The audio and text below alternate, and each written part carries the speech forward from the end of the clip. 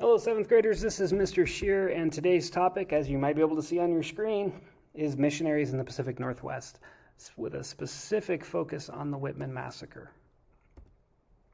So just to remind you where we're at, we're in Chapter 2, Lesson 3 of the book.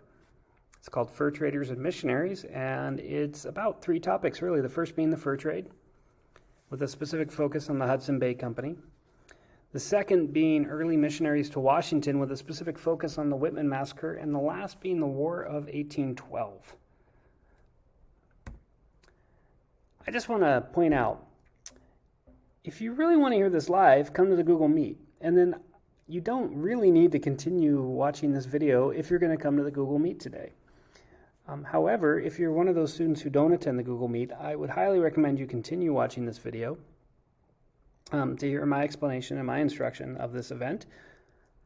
But either way, you got to do an ed puzzle. And your ed puzzle is long today. It's 25 minutes.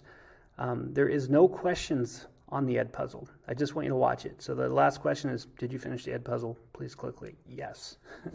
But you just have to watch the ed puzzle today. So just an overview again of some timeline here. When we're talking about 1804 to 1806 is the Lewis and Clark expedition. 1810 is the Fort Astoria was built by the Pacific Fur Trading Company. That's the first fort in the Pacific Northwest. And then 1815, 1840s, that's really the first wave of immigrants after Lewis and Clark, and they're defined predominantly by two groups. One group is made up of fur trappers, and the other group is made up of missionaries. We're going to talk about missionaries today. So really the fur trappers come first, and missionaries don't really start pouring into Washington until the 1830s after a specific event. And that event begins when four Nez Perce Native Americans, Black Eagle, Man of the Morning, Rabbit Skin Leggings, No Horn on his head, travel 3,000 miles to reach William Clark in St. Louis. And this is the same William Clark from Lewis and Clark. And now his job is Superintendent of Native Affairs. And if you remember, the Nez Perce are the tribe that helped Lewis and Clark when they emerged from the Rockies in the Bitterroot Mountains in Idaho. They're the tribe that nursed them back to health. And now they're traveling to seek out their old friend, William Clark. And what they're traveling for is they ask him for a Bible. Since Lewis and Clark have traveled through the Nez Perce, people in their tribe have begun to die due to smallpox, measles, tuberculosis, and other diseases. And as mentioned, many of the fur trappers, without meaning to, are trading blankets and goods that end up killing the Native Americans because they're infected. And the Native Americans, not just the Nez Perce, but they're watching as other tribes are losing people left and right. And they're watching as there's mass death within the tribes, and they're beginning to wonder and have a crisis in faith, and they're hearing from the trappers about Christian religion, and they're wondering if the white man's God is more powerful than their own. So they travel 3,000 miles on an epic journey to find William Clark and to ask him for a Bible, which they call the all-powerful book from heaven, with the hopes that it can save their tribe. Just to tie the end of this story together, two of the Nez Perce actually die in St. Louis after getting sick. A third, No Horns on his head, dies on the return trip after an altercation with a Blackfeet tribe. And only one, Rabbit Skin Leggings, makes it actually back to the Nez Perce, and he doesn't even make it back with a Bible through a series of events.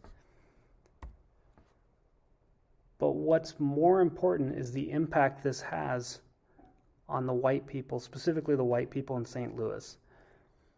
Native Americans, to be clear, do not travel 3,000 miles to American cities. This just isn't something that's happened. And imagine them riding into town. I mean, it is shocking for the people in St. Louis. And then to have them ride 3,000 miles, travel through the Rockies, all of the trials and tribulations to get there, and ask for a Bible is a huge story. And it's a story that travels around the country in newspapers and inspires many, many missionaries to travel out west because a belief grows that the Native Americans want conversion into Christianity. So that kicks off a wave of missionaries. Now, I don't know any other way to say it than bluntly, but most of the missionaries, pretty much all of them, aren't really that successful. But some are more successful than others. One of the more famous is Jason Lee in the Methodists. He travels to Oregon and to the Willamette Valley. And he really isn't that successful at converting natives, but it is a peaceful existence. He does recruit about 50 other settlers, and he starts to build a pretty large mission that really becomes a settlers' compound. And eventually the Methodist Church shuts Jason Lee down because they feel like he loses focus on converting natives and instead is focusing on more so on getting settlers out west. The Hudson Bay Company, many of the fur trappers that work for the Hudson Bay Company are Catholic, and many of the trappers are requesting Catholic priests. So a couple of the more famous ones are Father Francis Blanchette and John DeSmet. And so the Hudson Bay Company does have several Catholic priests that are working with them. And they do have some success converting Coeur d'Alene and Flathead Native Americans. But really, this story is all about the Presbyterians, and specifically Narcissa and Marcus Whitman. And they have their mission that they build in Walla Walla, Washington.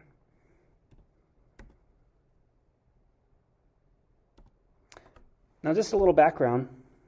The Hudson Bay Company is the largest private owner of land in North America at this point.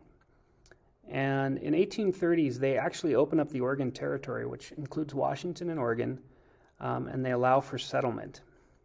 So this, combined with the news story of the Nez Perce coming to St. Louis, inspires Marcus and Narcissa Whitman, who are pretty young in their early 30s, just gotten married. It inspires them to travel out west, to set up a mission, to convert Native Americans into Christianity.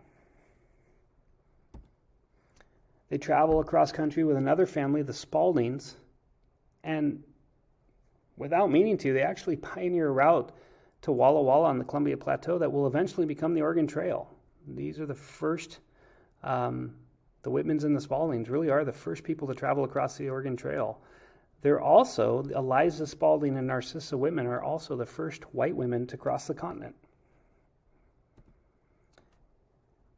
So the Spaldings go settle with the Nez Perce in Idaho, and the Whitmans settle with the Cayuse natives in Walla Walla, Washington, which, if you don't know, is down here in the southeast corner of our state. And the Cayuse natives, pay attention to that name because they're going to feature heavily in today's story. So initially, the Whitmans are greeted warmly. Marcus works as both a doctor and a preacher. Narcissa sets up a schoolhouse and begins to teach English to Native American children. The Cayuse help them build their mission, which is multiple buildings. It's a church. There's a common hall. There's Narcissa and Marcus's house. Several smaller buildings. There's a mill. And at first, the Cayuse Indians are very receptive. They attend many sermons, and they're active in both building and mission life. And that lasts about a year until things fall apart. And part of the reason things fall apart is hard to explain in a video, but the Cayuse have lived on this land for thousands of years, and they really don't have a concept of heaven and hell. They also don't have a written language. All of their language is verbal. And for them, words, because words are the information that you can get, it's the only source of information. Words, they believe, have power. And when Marcus Whitman begins to preach about hell, and he begins to describe non-believers as going to hell, there's a misinterpretation, and what many of the Indians start to believe Marcus is saying is that he is sending them to hell. That with his words, he's like a sorcerer, and he's actually condemning them to this afterlife, this horrible afterlife. And the natives don't really buy into that. And after a couple months, they just really stop attending church. Now for Narcissa, at first she's very positive about the Native Americans, but she begins to lose a lot of patience with them about common household things. The Native Americans don't have a concept of personal space and personal property, so they're constantly in her kitchen. They come in, they eat her food. She wakes up in the morning, they're there.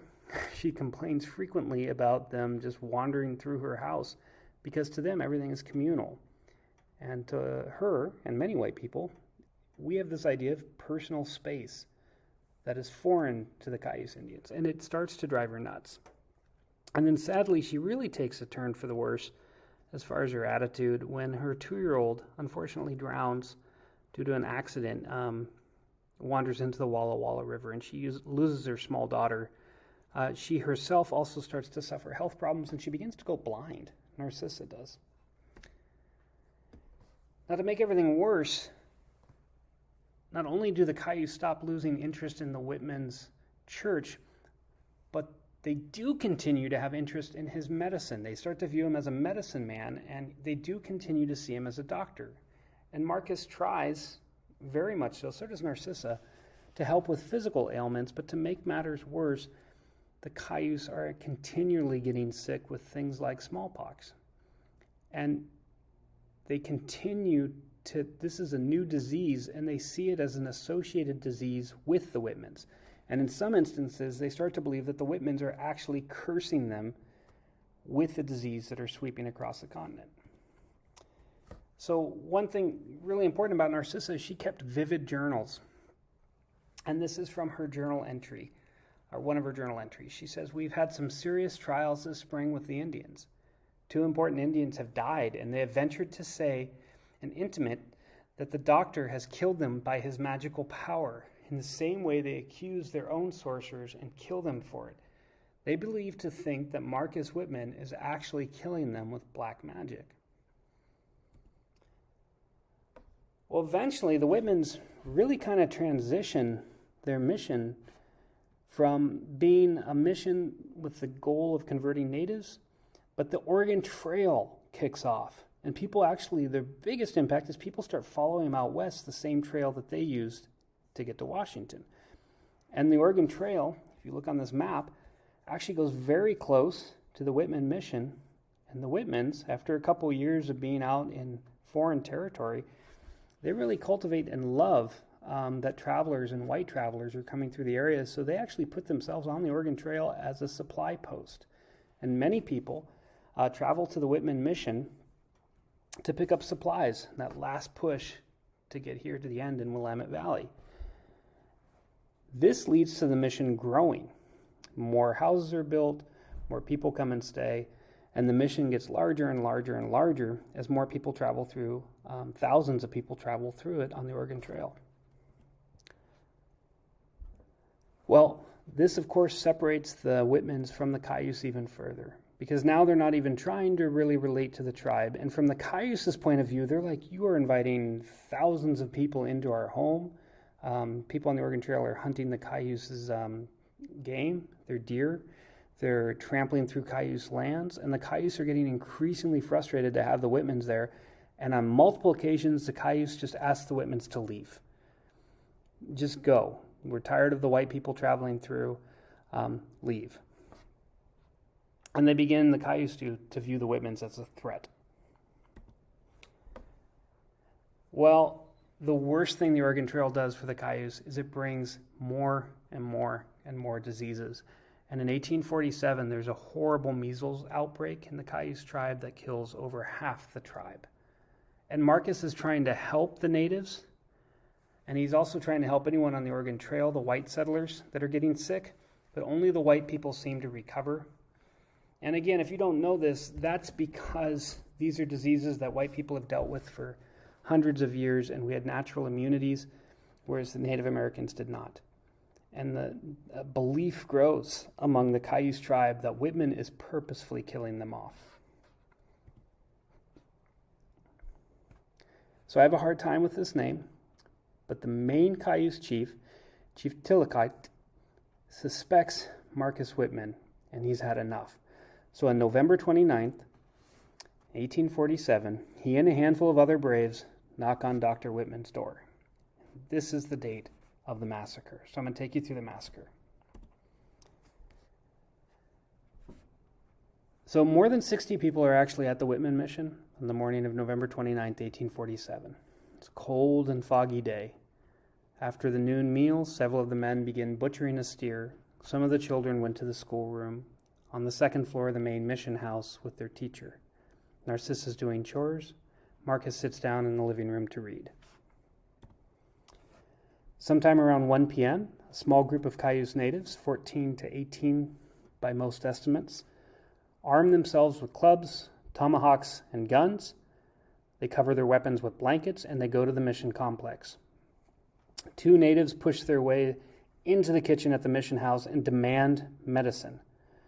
Roused by the noise, Whitman goes to the kitchen, and when he turns towards the cupboard, presumably to get some medicine, one of the Indians plunges a tomahawk into the back of his head.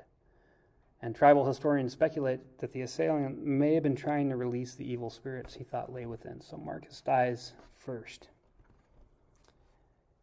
And it just turns into a massacre. By sunset, some 4 hours later, 9 people are dead. Narcissa is killed. She's the only woman who's attacked, but she's shot to death brutally by the Cayuse. 2 men do manage to escape. They reach Hudson Bay's fort in Walla Walla, 25 miles west of the mission on the morning of November 30th. So it takes them 3 days, but they give the news to the outside world. A family of 5 hide under the floorboards in the mission house, and eventually they also escape to Fort Walla Walla. 2 other men are killed later in that first day. One of them, a 24-year-old working on a sawmill. He just approached with a load of lumber and he's killed. So the Cayuse go on a killing spree that lasts over a day. The Cayuse then take 54, I believe, people hostage, mostly women and children, and they retreat to the hills, where they hold their hostages for 47 days. And about 8 of those hostages die. So I believe it's 48 hostages are eventually rescued by an official from the Hudson's Bay Company from Fort Vancouver, who comes out and he negotiates with the Cayuse to let the hostages go. He trades them something like 60 rifles, 60 blankets, 60 knives, but he trades them a bunch of goods to the Cayuse, and they trade the hostages in return for these goods, and they let the remaining 48 or so hostages go. Then the Native Americans learn that while they've been up in the hills, that white people have retaliated, and they've destroyed their village and all their property. They've burned down their teepees, and they've destroyed the Cayuse home. So the Cayuse, angry, return to the mission and destroy as much of the mission as they can. Well, this leads to what they call the Cayuse War, and it goes on for 8 years, kicked off by this event at the mission. From 1847, from that first massacre of Marcus and Narcissa Whitman, till 1855, and what ends the war is actually when Washington establishes all treaties with Native American tribes. And you'll notice down here the Walla Walla tribe is made up of the remaining Cayuse and other natives in that area. They put them all into one reservation. And the Cayuse are no longer an independent tribe. So in 1855, in reaction to the Cayuse War, all Native Americans in Washington are put onto reservations. 1850, before the end of the war, just as a quick aside, some 3 years after the initial event, but before the end of the Cayuse War, 4 of the chief architects of the massacre, including Chief Tillaquat, turned themselves in. So in the middle of the war, the 4 chiefs of the Cayuse actually turned themselves in, and they're hoping to end the bloodshed. They're hoping this will end the war. They're watching as their people are being killed by the U.S. Army. They're given a trial, and they're publicly hung. So really, there's 2 sides to this story, and I think that's important. I mean, from the settler perspective and from the Whitman perspective, this massacre is horrendous. It's violent. And I glossed over the specific events, but when the Cayuse attack, they kill children. And the Whitmans, for all their faults, they are trying to be helpful, especially as far as medicine goes. They didn't start smallpox. They weren't trying to ruin the Cayuse people. They were trying to be helpful. And for many people, this proved at the time that Native Americans are savages, not to be trusted. Now, from the Native American perspective, the Whitmans are bringing thousands of people onto their land without permission. They've been asked to leave several times. And to be clear, the Whitmans often in their writings feel superior to the natives. And they talk about the natives as kind of like children, like small children who don't know anything, kind of teachable, but very savage. And really the Whitmans took no interest in learning about Native American culture. And of course, the tribe would go on to lose over 90% of its land when it's put onto the Walla Walla Reservation. So just a sad event all around. But one of the strange legacies is there's lots of stuff named after the Whitmans. There's Whitman College in Walla Walla. And then I don't know how I feel about this, to be honest, but there's a Marcus Whitman statue in the Capitol building in Olympia. When you walk into our state government, the very first thing that greets you is the statue of Marcus Whitman. And the reason I don't know how I feel about this is because I don't think he's a hero in the eyes of our Native Americans who live in our state. I would say he's viewed as an invader who led to a horrible event, but it's just interesting to me that when you walk into our state capitol in Olympia, the first thing you see is a giant statue of Marcus Whitman.